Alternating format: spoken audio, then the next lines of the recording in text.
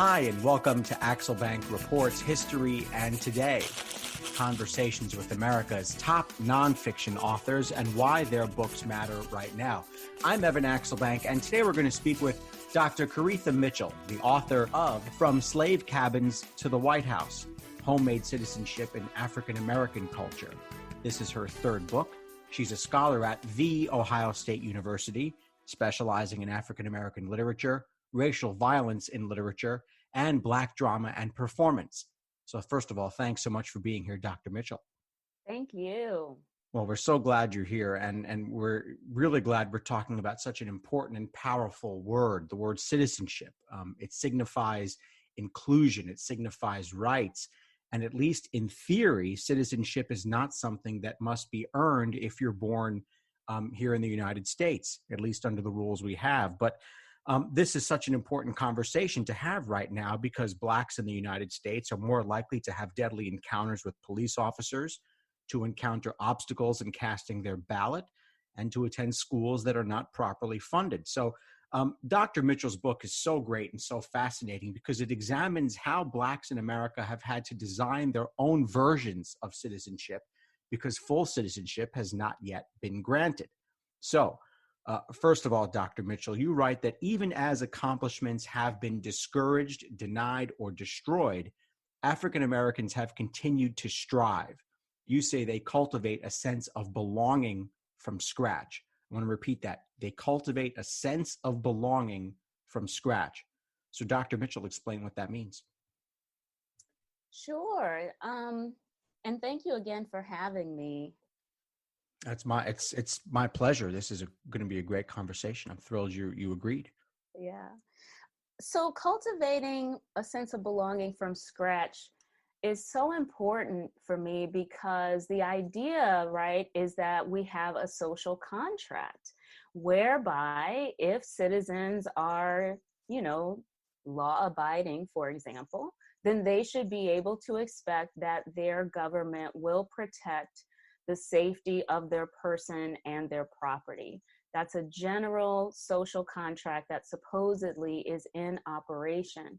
But for African Americans, being law-abiding citizens and even extremely moral law-abiding citizens does not necessarily mean at all that they will be treated as if they belong and as if they are citizens. So for me, that's why it's important to think about what does it take when the larger entity of the United States and the United States government doesn't provide basic resources that it's expected to provide. When it doesn't provide that, then how do African Americans create a sense of belonging? And what I'm saying is that it's from scratch because, making a recipe from scratch means that you don't have the ingredients that you're supposed to have that should be provided in some kind of more convenient arrangement, right? And so for African Americans, that's exactly the case we're in. That's the situation we're in. Is it a natural byproduct from being in the situation that you describe that people, no matter what kind of group they're in, will create their own citizenship, whether it's to a country or a community? That's an interesting question. I mean, I think that human nature involves a sense of belonging. We're social beings. And so it would make sense then, yes, as humans, we are going to search for those ways of belonging almost as a matter of course. I hadn't thought of it in the terms that you put it, but yeah, I would say that's probably true. And so explain, if you can, before we get into the book even more, but explain, if you can, where this kind of grew in you, where this book and where this theory kind of grew from. Is it just from not just your studies and living a life as a professor, but also from seeing what's going on in the news and seeing what's going on out there and living and talking to people, that these two kind of tracks of your work and of what you were observing grew together as one? Is that where this came from, or was it something else? It was very straightforward in terms of coming out of what I learned from writing my first book. My first book, Living with Lynching, is about plays about lynching written before 1930. And the biggest thing I learned from writing that book is that African Americans weren't lynched because they were criminals. Most often, they were lynched because they were successful in some way. And so it was the lynching that allowed white Americans who wanted to put Black people back in their so-called proper place. That's what allowed them to do that. You're free now. I want you to remember your proper place. Let me terrorize your community. You think you should be able to argue for a decent price for your crop. Let me put you back in your proper place. You think you should be able to protect your wife or daughter from sexual assault and sexual harassment from white men. Let me remind you of your proper place. And so learning that lesson by writing Living with Lynching stuck with me, to say the least. And so what I was interested in thinking about is not only is it the case that mobs most often targeted African Americans because they were successful in some way, not only was that the case, but it was also the case that African Americans knew that their success beckoned the mob. So I was like, okay, wait a second. If Black people know that they are making themselves targets by being successful, then maybe we're missing something big by always approaching African American literature as if it is protest literature. Maybe we need to be looking at how are they thinking about success? How are they defining success? And how are they changing their definition of success to continue to pursue it after they're attacked for some smaller level of success? And that is what I got really serious about exploring. And that's what this book does. It explores the question of, if Black people know that they are making themselves targets by pursuing success, how in the world do they keep pursuing it? And how do they convince each other to keep pursuing it? How do they work in community to debate what success even looks like? Because that is part of what has to be debated. How do I even define success in a nation that will punish me for every iteration of it? Yeah, And so it please, really came from Living with Lynching. Well, we're going to talk about a couple of the arguments that you make about where that success is then grounded and based in. But one of your arguments is that when African Americans reach a certain station, they face this new level of opposition. Now, the most obvious example, and I hesitate to bring it up at least this early in the conversation, would be President Obama. I mean, he gets elected president. The man who turns out to be the next president makes his political name on questioning President Obama's very citizenship, which is the same word that, we're talking about here. Yeah. So one might say that that's an atypical story, right? Because how many people actually get to become president? But and it is atypical, but is that example indicative? It's very much indicative.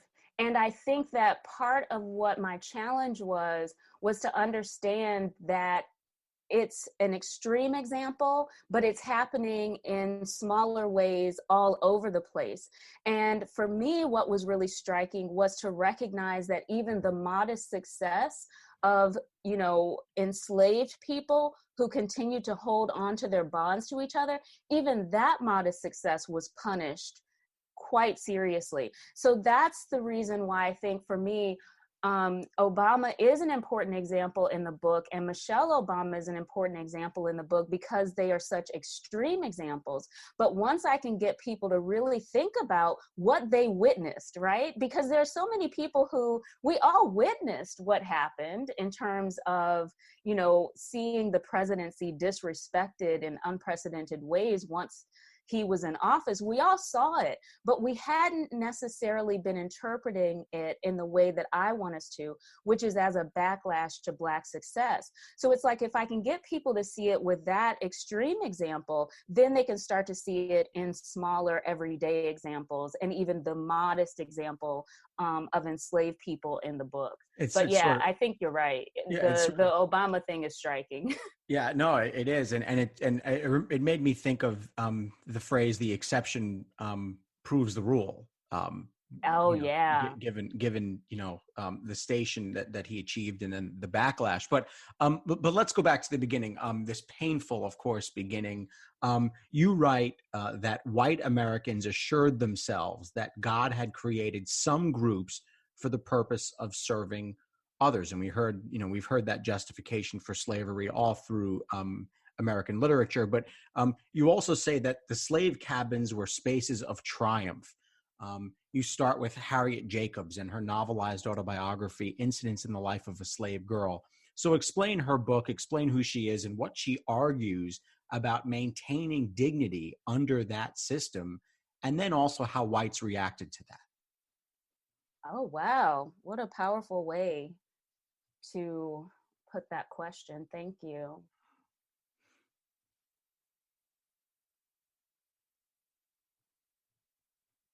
For me, starting with Incidents in the Life of a Slave Girl was really powerful because it was so clearly written with a direct address to educated white women. Educated white women had made, um, sentimental domestic novels really popular literature in the United States. And so Harriet Jacobs is very clear to make her autobiography novelized in ways that, if you're familiar with domestic sentimental romance, you will recognize its conventions and be drawn to it. And she basically tells her life story as someone who is basically trying to escape being raped from the moment that she is in the household of who she calls Dr. Flint in the book. And of course, scholars have verified every part of her story. And so the real person is Dr. Norcom. But the bottom line for me is the way that, because we understand that she's making an appeal to white educated women in the North and trying to get them to see, even me, I, want to preserve my virtue. I want to be that heroine of a domestic romance that you can identify with.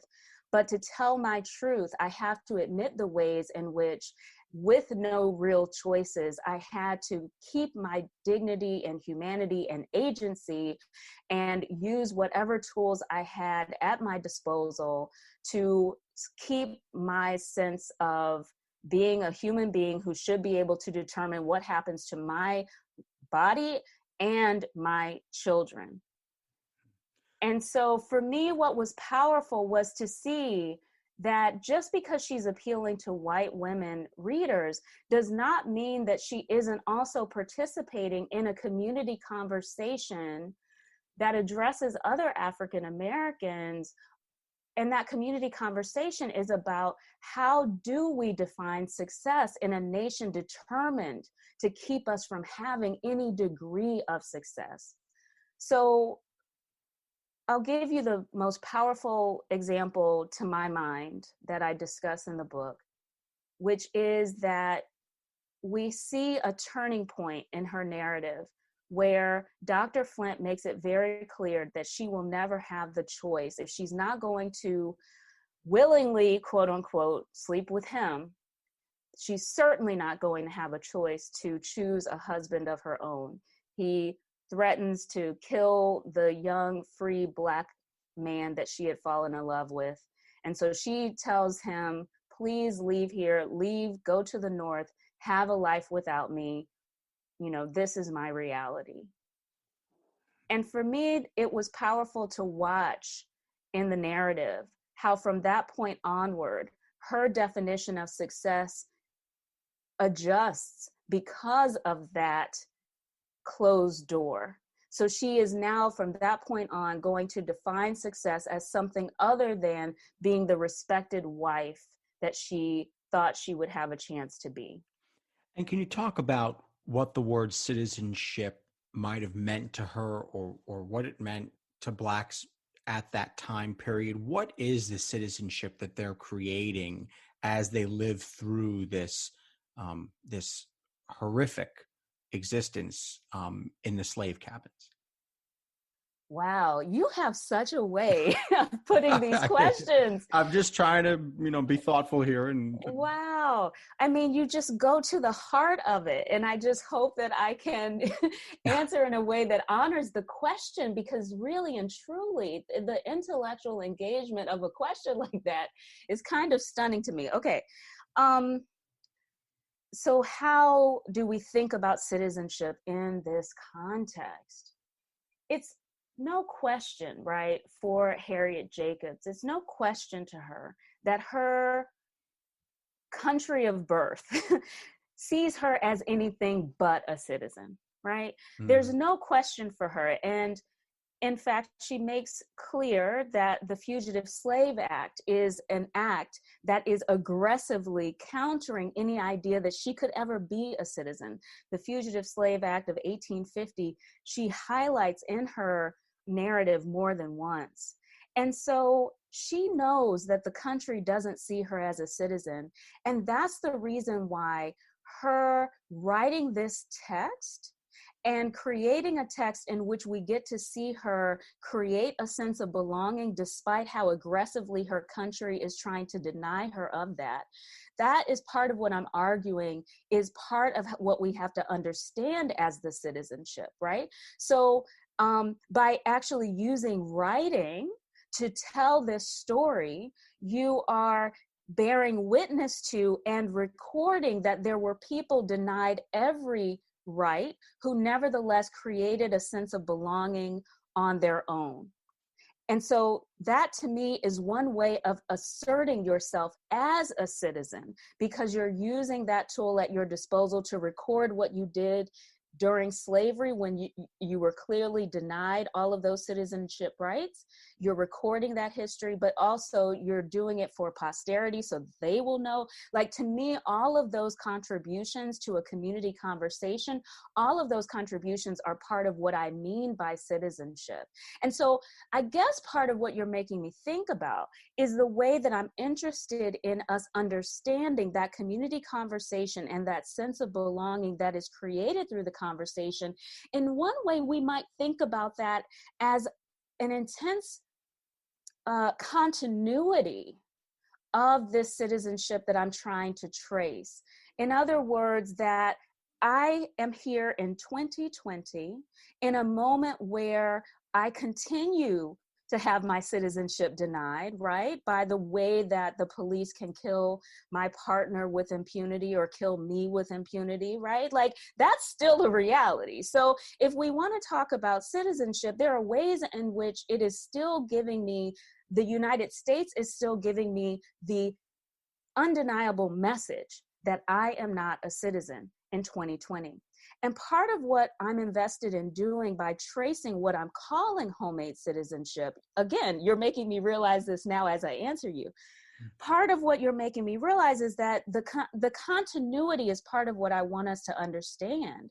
That even in the 1850s and 60s, when my ancestors were literally human property, even then they were creating this sense of alternative citizenship with the tools at their disposal. And the more that I can recognize that they did that, the more I can take lessons from what they did for engaging the moment I'm in right now, which has in some ways changed and in other ways hasn't. So homemade citizenship as this dynamic practice, right? It always has to be practiced and cultivated. It is continuous, and we never have to feel like we're at the effect of what the United States has decided to do or not do in relationship to us. If we understand homemade citizenship, we understand that despite the changes that have and have not happened from 1861, when Incidents in the Life of a Slave Girl is published, to now, those changes don't actually affect our ability to cultivate what I'm calling homemade citizenship.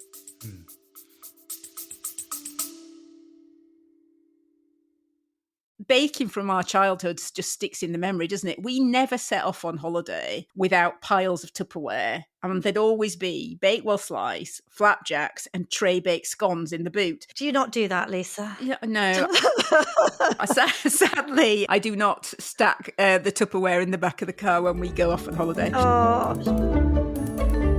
Welcome to Small Ways to Live Well, a new podcast from the Simple Things magazine. Season 2 is a pick-me-up tonic that helps us make the shift from winter to spring. A 6-week suggestion box full of things to note, notice and enjoy about the season. Search for Small Ways to Live Well on your podcast app.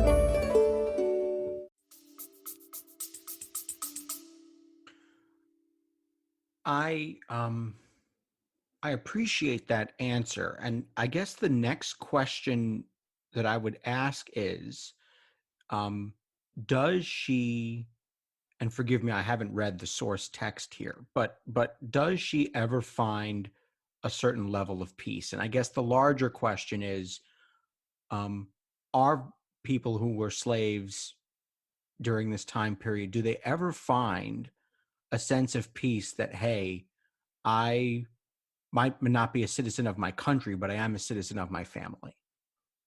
In other words, is that achievable? Can one achieve that, living under that system? To me, that is exactly what I'm tracing. Yeah, that. But what I try my best to do in that chapter is never downplay the pain of having to make homemade citizenship out of these, scraps.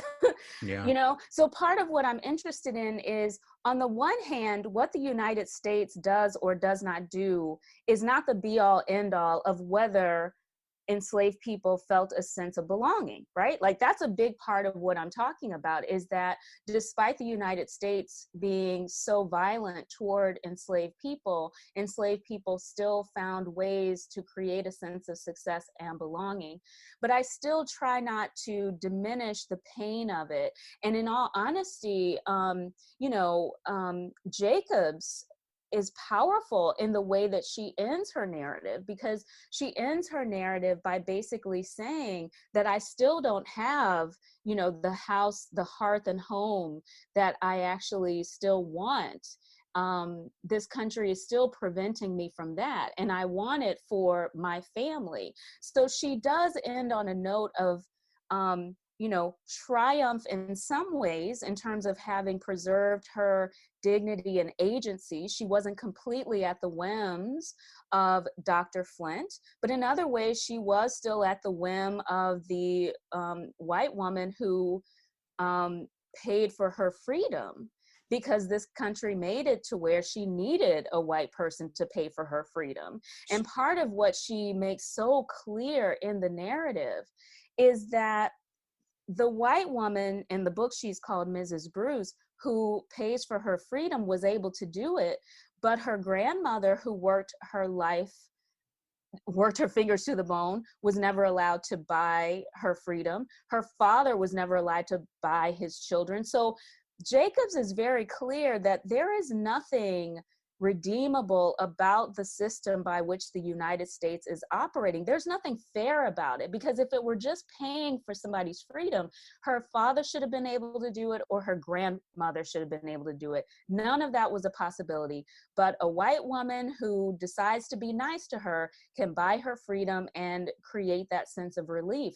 So for me, part of what's powerful about Jacobs, and I try to be faithful to this in how I analyze the text, is that she does claim that agency and dignity for herself, but she never lessens the condemnation that she levels toward the United States. Part of what we have to grapple with, and I guess part of what my career is about grappling with, is that the idea that there can be some kind of, well, was there some kind of triumph and hope to end on?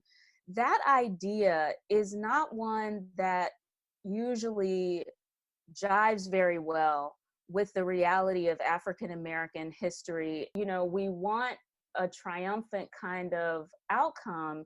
And even though my book is all about how African American culture is not simply about protest, that doesn't necessarily mean that the triumph can be simple and straightforward in any kind of way, because I think that the best way for me to honor what my forerunners have done is to honor the way that they are claiming a sense of success and belonging for themselves. To me, what that means is a reason to be incredibly proud of the way that Black and Brown people have continued to persevere and even sometimes thrive despite everything against them. I have to say that Incidents in the Life of a Slave Girl is extraordinary in every way. I actually struggle to impart to my students how extraordinary it is, because it is,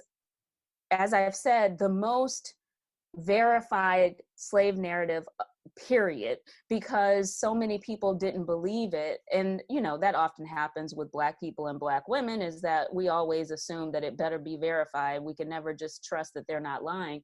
And so it's been verified like crazy, but it also is so artfully written that you think that that's why we call it a novelized autobiography, because it's so artfully written. So it is truly stunning for me to sit back and think about, not only was she able to tell the truth about these horrible experiences, but then she was also able to produce just beautiful prose. One of the other themes of your book is homemaking, and how that becomes a vessel of African-American success, and indeed their own kind of citizenship, a sort of a place they could be the master. And you write about Elizabeth Keckley. She went literally from slave cabins to the White House. And so I want you to tell the larger story of Elizabeth Keckley, but first explain what it was like for her to watch another woman be whipped for grieving her son being sold. Sure, yes. What an extraordinary woman, Elizabeth Keckley. Yes, and so she writes Behind the Scenes, or 30 Years a Slave and 4 Years in the White House. And she basically, the 4 years in the White House, as you said, is because she was the main dressmaker for Mary Todd Lincoln. And she's this extraordinary woman who is born into slavery and ends up buying her freedom, and really with the help of white allies. One of the things that's interesting to me about Behind the Scenes is that she's invested in painting a picture of white allies who help her out. Really, in truth, Incidents does the same thing, because Incidents is interested in acknowledging that it took a whole team of people to get her free. But Elizabeth Keckley ends up being able to raise the money to buy her freedom. And even while she's enslaved, her skill with sewing is such a big part of how she's able to develop a sense of self. The moments that you're talking about are when she's younger and she's watching people who are sold. Part of what's striking to me about the beginning of the narrative is the way that she tells the story so powerfully about her own parents, right? The fact that her own parents, they were owned by different people in different towns, and then eventually got the permission to live together. And then one night, in the very abrupt move, one of the owners decides they're going west to get rich off of opportunity in the West. And so now the family is split, the father is taken away. And so it's Elizabeth and her mother left behind. And what's powerful to me is that she gives us those details about how easily Black families are torn apart. She puts it together with these moments of not only her Black family being torn apart, but also watching other people's families torn apart. As you say, the example of the son who's sold away, and then the woman is whipped for mourning over it. And even once Elizabeth Keckley's mother is separated from her husband, her mistress says to her, how dare you, act as if this is a big problem. You're not the only one who's being separated. And if you're just so lonely, then you can marry somebody else on the plantation. So Keckley is invested in making sure that we understand that these kinds of breaking up of family are deliberate forms of violence. She marks them as deliberate forms of violence. But she doesn't make white violence the be-all, end-all of what motivates people. So to my mind, part of what's interesting about thinking about her recording that moment that she saw and also recording her own family story is that she's showing us the ways that white society basically argued that, you know, Black people are not human. They don't have the same kind of intimate attachments, emotional attachments that we do. So separating their families is no big deal. I mean, you might as well just be separating puppies. That's the rhetoric. But what I make very clear in my study is that over and over again, when you read these texts, you see enslaved people acknowledging that they know that white people know that they are human, and treating them like puppies is part of the violence of this slave system. It is an aggressive acknowledgement that, oh, you still think you're a human being whose intimate attachment should matter. I'm going to show you how much they don't matter. And it's so the technique. Yeah. It's the technique. Yeah, I see absolutely. that. So Yeah. part of what's important to me is that they show us that white violence is the reaction. Too often we are taught to read these texts as if Black people are protesting against violence. But what these texts show us over and over again is Black people record how they have a small victory, like still being in love with each other and caring about their family. And that small victory of seeing themselves as human is the thing that invites the attack of, oh, I'm going to show you you're not human. How dare you? How dare you act as if you're sad that your husband is gone? You better go and get another man on this plantation. After the Civil War. So this is what I consider to be the key moment in American history, or at least one of them. You have this moment where these amendments are being passed, and there is a push for citizenship, and some even white folks in the North, certainly, and in what would formerly be considered the Union, are pushing for this, and the amendments are passed, and Reconstruction is sort of underway. And there's this sense, at least from the modern reader, of that there may have been some hope then. But there is then this tremendous violence and this tremendous outburst. And we talked about the outburst of a little while ago, but you write that during this period that Black men could be lynched for embodying the manhood that would be respected in white men. So explain what that means. And then also how the rise of this white violence and of this first iteration of the Klan then impacts Black citizenship. Absolutely. It's absolutely the case that there's a reason for hope during Reconstruction. And because there's a reason for hope, that's the reason why the backlash to that hope is so extreme. And that's when we get, in post-Reconstruction, the first peak of lynching. So it's absolutely the case, to my mind, that what we have to understand is that every success is met with a backlash. So the Civil War, you know, immediately it starts getting recast as if it weren't about slavery, right? That's a form of violence too, right? The discursive violence of rewriting the history and pretending that it hadn't been about this and that it was just about something else.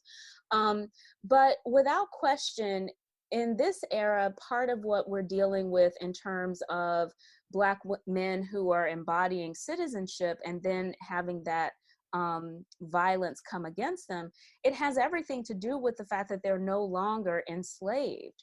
And so to actually kill an enslaved person meant that there would be a financial loss to the owner. And so that's the reason why Ida B. Wells, for example, argues that lynching doesn't become a phenomenon until after slavery is over, because it's the fact that they're not your property that now we don't care about surviving, and now we don't care about whether Black people survive.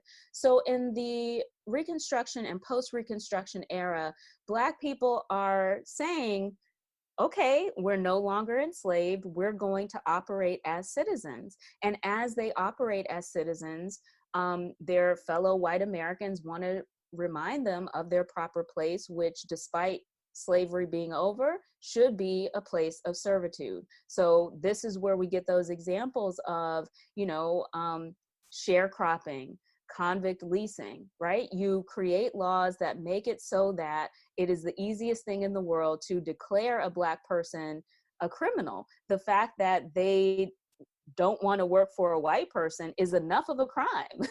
You call them vagrants just because they want to have a relationship of some kind of equality with a white person. Well, the law is going to make it so that their assertion of equality is a crime. I can just call you a vagrant, and then the state is putting you under my heel again. But what I will say is that the idea of know your place aggression and knowing your place as someone that this country believes is subordinate, I see know your place aggression operating even during slavery time. So those moments where, you shouldn't be crying about your husband being sold away is an example of know your place aggression as well. But I take your point about how as we move through time, post-emancipation becomes a moment where we see a certain kind of intensification, because since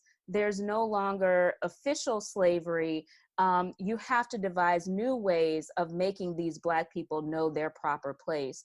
And so how is the home changing? How is the Black home changing as there's this kind of re-enslavement, but also this glimmer of hope that their place in the United States might potentially change?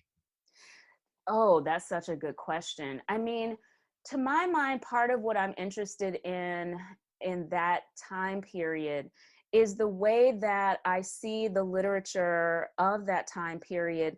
The examples I use in the book are Frances Harper's Iola Leroy, which was published in 1892, and Pauline Hawkins' Contending Forces, which was published in 1900. Part of what those examples illuminate is the way that in this post-emancipation moment, when African Americans are so aggressively trying to define what success will look like in this new moment of hope, on the one hand, we're no longer in slave cabins, but also seeing all of the backlash, part of how they're defining success is to very aggressively, in those texts, acknowledge the homemaking successes that happened even in slavery. So what we see in those two novels especially is we see communities come together to debate very often in the text about how they are defining success. And part of what the novels do is to actually make looking back at the slavery era part of how they are going to debate what success looks like. So it's the way that you phrase the question is such an interesting one, because I see what they're doing there as really trying to honor the homemaking success that happened despite slavery, but then also aggressively saying and debating with each other, okay, what does it look like now as we move forward?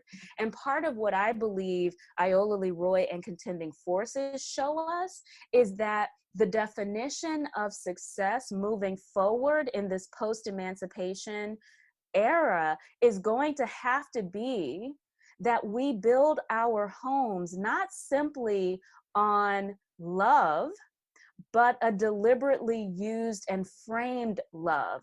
Mm-hmm. What I mean by that is that part of what happens when these texts look back to the slavery era is that they see that Black people's love for each other was so often a tool that white enslavers could use against them. Hold them hostage.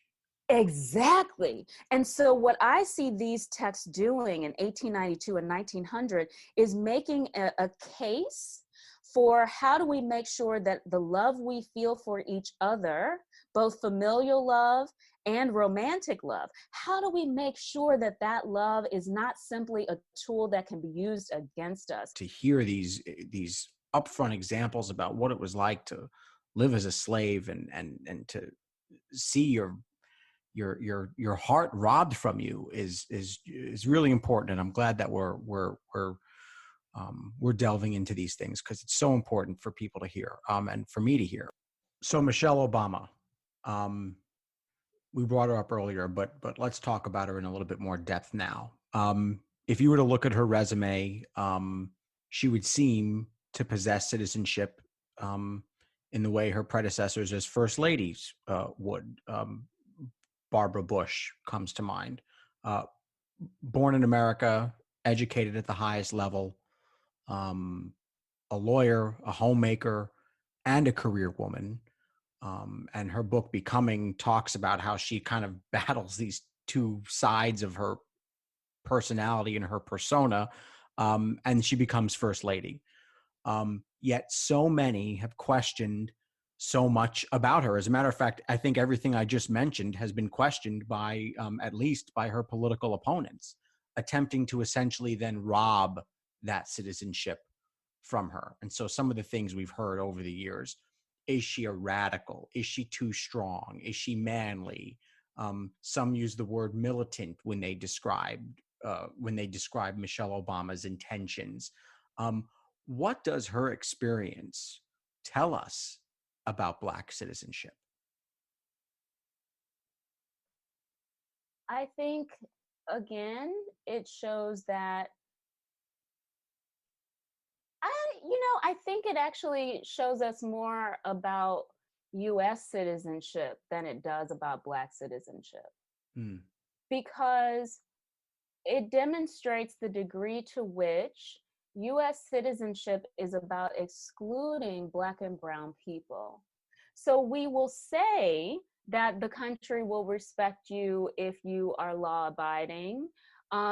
We say over the decades that, well, if Black and brown people would just, comport themselves according to middle class standards, if they would do the nuclear family, heteronormative nuclear family thing, then maybe we could respect them, Put on a suit and protest, put on a suit and go to work. Exactly. We say all of that, but over and over again, whether Black people measure up in those ways or not, their citizenship is still questioned. I should say their belonging is still questioned. So then what that says to me is that United States citizenship is defined as excluding anyone who isn't a straight white man.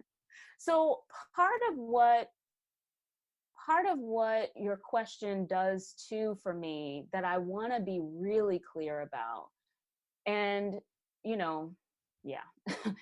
I want to be really clear about this, is that I think that part of what I am trying to grapple with in this book, and part of how you're helping me think about why this was so important to me, is that as I trace what I'm calling homemade citizenship, part of what I'm tracing is the way that violence is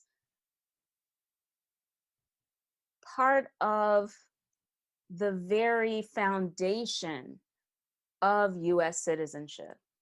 So part of what I mean by that is, to the degree that African Americans assert citizenship, there's a way in which they also, by definition, participate in a violent project of dispossession of indigenous populations. That US citizenship at its very core is about exclusion. So the reason you're making me think about that is, that's what I mean about Michelle Obama. She can do whatever you check off on the list and still experience that exclusion. So that tells me that American citizenship is about exclusion. If that's the case, then I also have to deal with the degree to which, as I trace throughout this book, homemade citizenship, part of what I also have to be alive to is the degree to which, as Black people assert their, for example, right to the land, then they are also asserting a position that puts them in concert with the violence against indigenous populations, because that land is theirs. And the only reason that I can assert a land claim is because the US has already done the bloody work of dispossessing Native populations. So I think what your question helps me grapple with is the fact that citizenship itself is a violent project in the United States. The United States has made citizenship a violent project.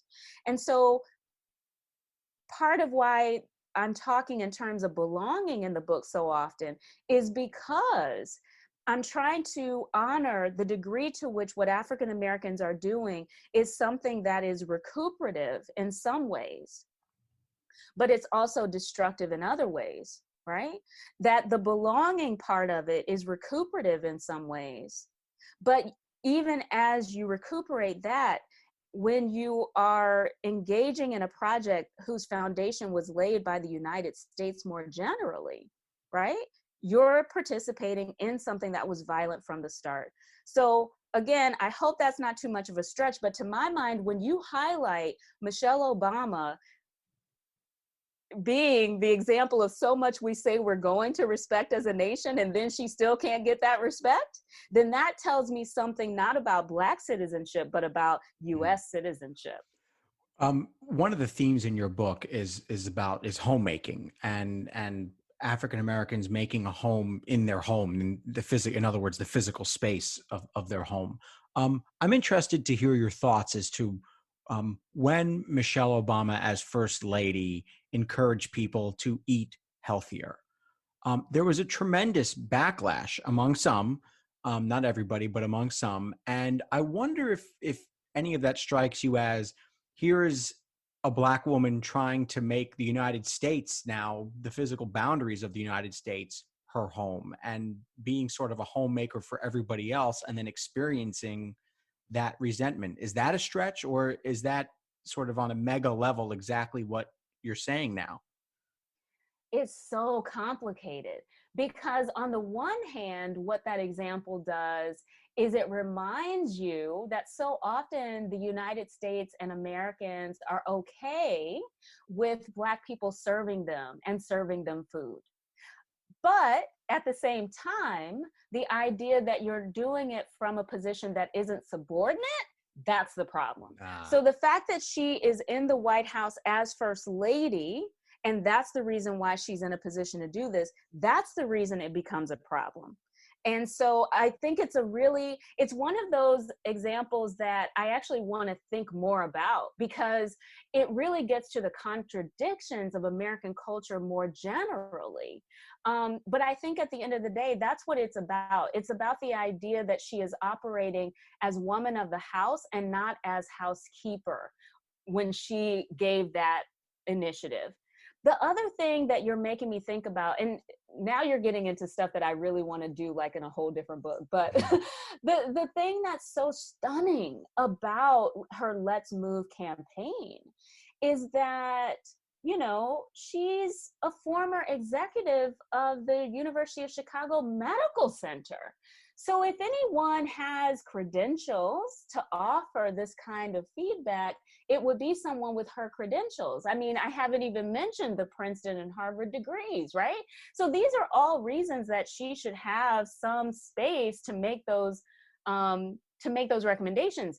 But that is not at all how she tried to sell it, right?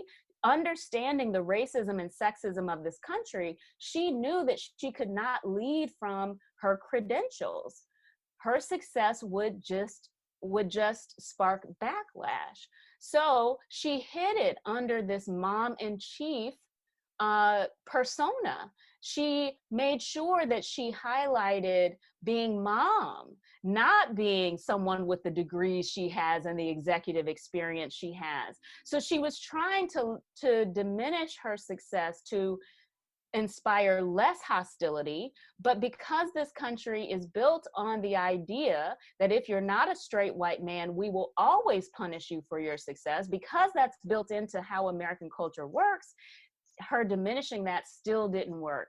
But again, to my mind, the reason it doesn't work is because she's operating as someone who is woman of the house, not the housekeeper.